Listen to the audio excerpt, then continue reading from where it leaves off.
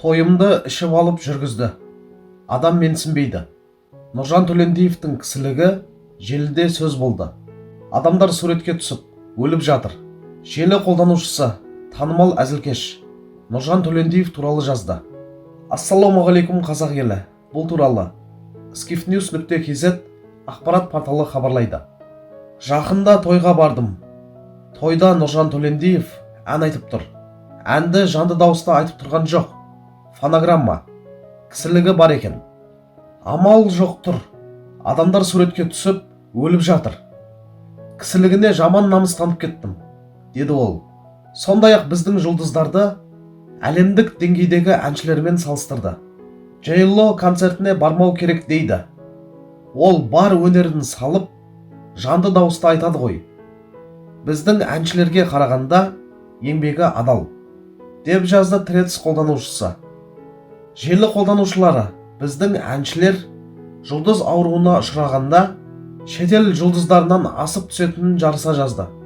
Туканың кісілігі баяғыдан бар ғой. Шіренгенде Қазақстанның төбесін ұстап тұрғандай. Туканы тойымды жүргізуге шақырғанмын. Ішіп келді. Ақшасын алған соң уәде берген әнін айтпай тайып тұрды. Сондайларды неге тойға шақырады екен? Үнемі қолын қалтасына салып тұрғаннан ақ білуге болады, деп жазды олар. Бұл ақпаратты Facebook'тегі онлайн Қазақстан тобына бөліскен екен. Онда өздерің кінәлісіңдер. Ондай жұлдыз ауруымен ауырғандарда нең бар? Ақшаң тасып бара ма? Жай небір жас жігіттер бар ғой, тойды дүркіретіп жіберетін. Өздерің әнші шақырып, бір керемет жасағыларың келеді. Ел бір, КВН айтады, Тука жүргізіпті тойын деп. Болды, содан өшеді. Тойды жүргізетін сол ауылдан бір адам табылмаған ба? Бұрындары үлкендер, бала осы тойды өзің жүргізесің деп, бір туысына, не інісіне тапсыратын еді ғой. Дұрыс айттың, ауылда керемет дауысты азаматтар көп қой. Бергеніңді қанағат етіп, ақша сұрамайды да, көріп жүрміз ғой. Өздерің дарақыланып, ойбай тойымды бәленше басқарды деп, мақтану үшін шақырасыңдар. Артынан әңгіме айтасыңдар. Өз жақын ағайындардың, жиендердің дымда сұрап, бұлданбай-ақ өткізіп береді тойыңды. Той аяқталған соң шайыңды ішіп, етіңді жеп болған соң, алғысыңды айтып, тойдан сарқыт деп, ырымын жазсаң болды ғой. Соған да марқайып, сеніміңізге рахмет деп, риза боп қалатын еді ғой. Оның тойыңа шықса, сен де бар көмегіңді аямайсың дегендей. Несіне шақырдың енді, ақша көп пе, балдарыңа бер. Әй қазағым-ай, клоуннан не күтуге болады? Осыны кім жазса да аяқтан шалу, көре алмаушылықпен, күндестік қазаққа дарып барады. Жасадың ба, бердің ба, шашылып той жасап, елден оздың ба, тыныш отыр. Саған шашылып төгіліп той жаса деген ел емес. Кісі ғо, жұртты кекетіп, мұқатып, сахнадан белгілі қандай екені. Осы кісімсініп кеткен бір сөзін қайта-қайта айтып, соны шақырып жүрген өздерің кінәлісіңдер. Шешенсіген адам ғой, ұстай алмай жүрмін, сабайын деп едім. Ақтауға келсе айтыңызшы. Ассалаумағалейкум қазақ елі. Facebook'тегі онлайн Қазақстан тобына осы skifnews.kz сайтына шыққан ақпаратты бөліскен екен. Сонда желі қолданушыларының жазған пікірлерінің бір қатарын оқып бердім сіздерге. Негізінде мұншама негатив болады деп өзім ойламаппын. Себебі Нұржан Төлендиев, шынымды айтсам, өзіме қатты ұнайтын актер. Өзі керемет театры бар, Алдараспан деген білесіздер. Негізінде әзілдері де, өзінің ойнау стилі де барлығы көңілімнен шығады. Солай айта аламын. Оның үстіне енді мұнда қанша негативтер кездесіп жатыр ғой, соған да қарамастан халық та жақсы көреді деп сенем. Дегенмен мүмкін бір-екі тойда солай көрініп қалған шығар ағамыз. Ол кісіні бетпе-бет былай жақын танымасам да, бірақ та бізге көрші болған. Сол кезде балаларында барлығын білетінбіз. Ешқандай ондай кісілігін байқаған емеспіз. Ал ішіп алып ән айтты дегенге келетін болсақ, ол қызметінде емес қой енді. Әкімдікте жұмыс істемейді немесе басқа да қызметте емес. Тойда мүмкін тойдың иесі болсын немесе той қонақтары болсын, алып қойыңызшы деп айтқан шығар. Кешкі уақытта оған меніңше есеп берудің де қажеті жоқ деп санаймын. Мені даттауыңыз мүмкін, жек көріп кетулеріңіз де мүмкін. Мен бар болғаны өзімнің ойымды айтып жатырмын. Ал егерде расымен де халықтан өзін биік санап кісі болып бара жатқан жағдай болса, әрине ағамыздікі дұрыс емес.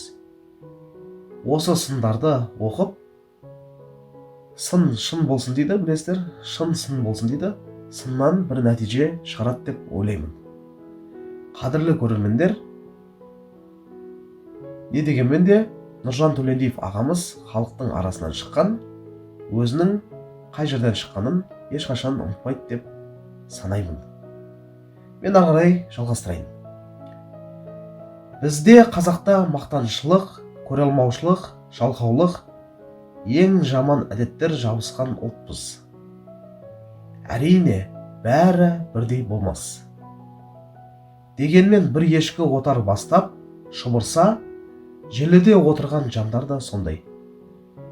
Негізінде осы сөздердің, осы қазір сіздерге оқып беріп отырмын, жазылған сөздерден жаны бар сияқты. Бір адам бір нәрсені бастап берсе, соны міндетті түрде қолдап кететіндер де табылады. Біреуі мақтап аспанға шығарса, бәрі солай мақтай жөнеледі. Ал жамандаса жерге тығады. Жалпы Нұржан әзілкеш мамандығына сай мінезі де қалыптасып кетуі. Адамды жамандай жөнелмей түсіндікпен қарайық. Жаман адам табылар, жақсы адамды жоғалтып алмауымыз керек. Қандай күшті комментарий екенше. Негізінде айтып отырғандары рас. Әзілдерінде де негізінде мен ойлаймын, сын айтуға болады. Кейде ағамыз өтірік емес, бір әзіл өтіп кетсе, тура соны қайталап та тұратын кездер көп байқағам. Мысалы, ана отырып қапты, сол отырған кезде құлап қалды деп айтса, оны халық ду етіп күле қалса, отырып қалды, құлап қалды ғой деп қайталай салады. Артынан сондай бір 2-3 рет қайталап жүретін кездерін байқағам. Соны өзгертсе екен деп ойлаймын. Негізінде айтсам, актер ретінде, әзілкеш ретінде ағамыз керемет талант иесі деп санаймын мен өзім. Өзіңнен көрмесең тойға шақырған. Негізінде осындай комментарийларда көп кездесті ғой жаңа. Неге нең бар өзің шақыр, одан да жиендеріңді шақыр, ағайындарыңды шақыр. Бір сарқытын бер жерсең, разылығыңды алып, риза болып тойдан кетеді. Саған жақсылық жасаса, сен де оған жақсылық жасайсың дегендей. Шынымен де ең бастысы оған себепкер өзіңіз болып тұрсыз ғой тойға шақырған, Не болды қалың қазағым, сонша сөккендеріңізше? Ішсе той егесі ішкізген. Ол мас болып келмеген шығар. Туга, фобымен сөйттім. Балама машина әпердім. Немесе Дубайға дем алуға бара жатырмын деп салып жатқан жоқ. Бір сондай болған екен. Барлықтарыңыз жаман сөйлеп жатсыздар. Әр қазағым жалғызым. Маған бұл Тукада ешкім емес. Қазақтың түсінігі бар, тәрбиелі, үлкенді сыйлай білетін азамат деп білемін. Кісілік дегендеріңіз өр көкіректік пе? Шалқая қарап менсінбеу ма? Елде жоқтай болу ма? Кісілік деп жақсы жағын айтатын еді ғой қазақ. Негізінде менің де осы кісілік дегенде ойыма келгені Махмұд Қашқаридың ұлылықтың белгісі деп айтады. Кішілік пен кісілік ұлылықтың белгісі деген сөз бар да. Сол жерде оның мағынасы енді мүмкін түсінбейтіндеріңіз бар шығар. Мысалы, кішіпейіл болған ол өте жақсы ғой, енді кішіпейіл болған жақсы. Бірақ та кісілік, кісі болатын жерде де кісі болу керек дейді. Сол үшін кішілік пен кісілік ұлылықтың белгісі деп айтқан екен атамыз. Осылар әбден құтырып кетті. Несіне бұларды шақырады? Бір жыл осындайды тоқтатса, сонда көрерміз сықпытарын дейді. Осыларды не үшін шақырады тойға? Қанша той жасап жатырмыз, ешқандай жұлдызсыз-ақ өткізіп жатырмыз. Ауылдың, өзіміздің елдің әнші бишілерімен тамаша өтеді дейді. Халықтың арқасында көтеріліп, жағдайлары жақсарып, қымбат үй, қымбат машина, не ішем, не жейм демейді. Бәрі бар, сосын кеуделеріне нан піспей қайтсын. Ой, Алла, таң қаламын дейді. Осы адамдарға ашта жеген құйқаңды тоқта да ұмытпа деген кезінде, осы жалпы әнші болсын, бай бақуатты адамдар болсын, кезінде барлығы да жоқшылықты көріп, ішерге ас керге киім таппай, жарлы болғандарын ұмытып кетіп жатқан адамдар көп. Қу нан секермен отырғандарын өмірде бәрін көріп жатырмыз. Сәл байыса, көкірегін аспанға керіп, я жүре берсең, көре бересің деген осы ғой. Мен шамалы келіспеймін да, халықтың арқасында ғой, расымен де. Бірақ та меніңше, оның таланты болмаса, халық көтермейді оны. Оның таланты бар. Ерекше дараланып тұрған таланты бар да, әзілкештердің арасында көзге түсетін. Мен білем, бізде сосед болды дедім ғой. Сосед болған кезде ол сол Уәлибек ағамыздың мемлекет тарапынан берілген үйі ма, сондай. Жаңа сол квартирада ол жерде Нұржан Төлендиев те тұрған, Жүсіп ағамыз да болған ол жақта. Ең басында Жүсіп ағаларымыз тұрған, кейін Нұржан Төлендиев тұрды, кейіндері Тоқтау келген Нұржан деген ағамыз бар ғой, Шаншардағы сол кісілер тұрды. Кейін Әзіл-Сықақ театрының актерлары тұрды сол жерде. Көптеген адамдар тұрды. Сол кездері Нұржан Төлендиевке меніңше, енді білмеймін нақты қалай екен, бірақ меніңше көмек болған Уәли ағамыздың тарапынан. Жоқшылықты да көрген сияқты. Мен енді жас кезі, кішкентай шағы қалай өткен білмеймін, бірақ менің ойымша көрген сияқты қарапайым кісі. Дегенмен де жоқшылықта жеген құйқаны тоқшылықта ұмытпа деп айтып жатыр ғой. Ұмытып кетті деп те айтуға келмес. Жаңа айтып жатыр, ішсе той иесі ішкізген дейді. Енді тойға мас болып келмейді ғой деп жатыр да. Клоунға тойыңды басқартып депті, оны несіне шақырасыңдар? Енді мен айып етпеңіздер, бүкіл комментарияны оқып жатырмын, жіберіп жатқан жоқпын, арасында бәрін оқып жатырмын. Сондықтан кейбір жағымсыз пікірлер де болса, мен оларды өткізіп жіберіп жатқан жоқпын да. Бір тарапты оқып қалмасын деп ше. Оны несіне шақырасыңдар? Ондай көкірек болса, иди на бір нәрсе керек қой дейді, солай деу керек қой депті. Бір жерлеріне қарап шақырсаңдаршы, ол 1 миллионға келген шығар, мақтаншылық. Әй қазағым ай, олар елдің баласы, бірін-бірі батыр дер. Расымен де, Нұржанның кісілігін көрмедік. Талантымен елге танылған тұлға екенін мойындау керек.